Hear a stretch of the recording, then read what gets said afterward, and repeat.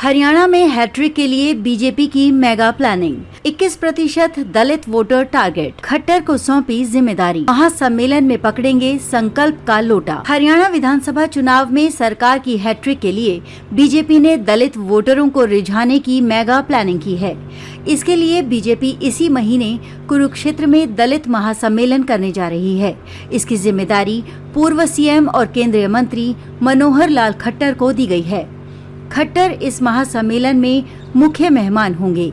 लोकसभा चुनाव में 21% दलित वोटरों ने भाजपा को बड़ा झटका दिया था, जिसकी वजह से भाजपा राज्य की 10 में से 2 रिजर्व सीट सिरसा और अंबाला हार गई। कुछ सीटों पर दलित वोटरों के जाट वोटरों संग जुड़ने से भाजपा मामूली अंतर से लोकसभा चुनाव हार गई।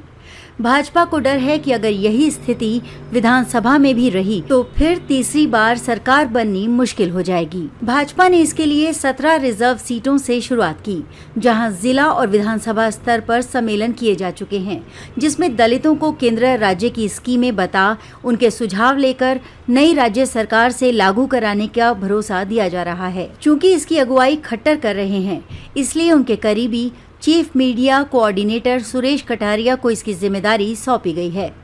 कटारिया खुद भी दलित वर्ग से ही संबंधित हैं। उनकी अगुवाई में खट्टर की टीम को दलितों के प्रभाव वाली सीटों पर काम करने का टास्क दिया गया है। भाजपा कुरुक्षेत्र के दलित महासम्मेलन को बड़े स्तर पर करने जा रही है। इसमें 15,000 से ज्यादा दलित समुदाय के लोग बुलाए जाएंगे, जिनमें 10,000 पुरुष और 5,000 महिलाओं को लाने का टारगेट रखा गया है। दलित समुदाय से सीधे कांटेक्ट के लिए इसमें महिलाएं लोटा लेकर आएंगी। ये संकल्प लोटा महिलाएं महासम्मेलन के चीफ गेस्ट मनोहर लाल खट्टर को देंगी।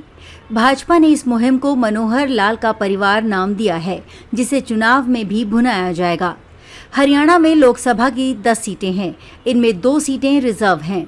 कुछ महीने पहले हुए लोकसभा चुनाव में भाजपा दोनों सीटें हार गई। सिरसा में कांग्रेस की कुमारी सैलजा ने भाजपा के अशोक तंवर को 2,68,497 वोटों से हरा दिया। अंबाला में भाजपा की बंतो कटारिया को कांग्रेस के एमएलए वरुण चौधरी से 49,036 वोटों की हार मिली। राज्य की 10 लोकसभा सीटों के अधीन आती 90 विधानसभा सीटों में 17 एससी वर्ग के लिए रिजर्व रखी गई हैं।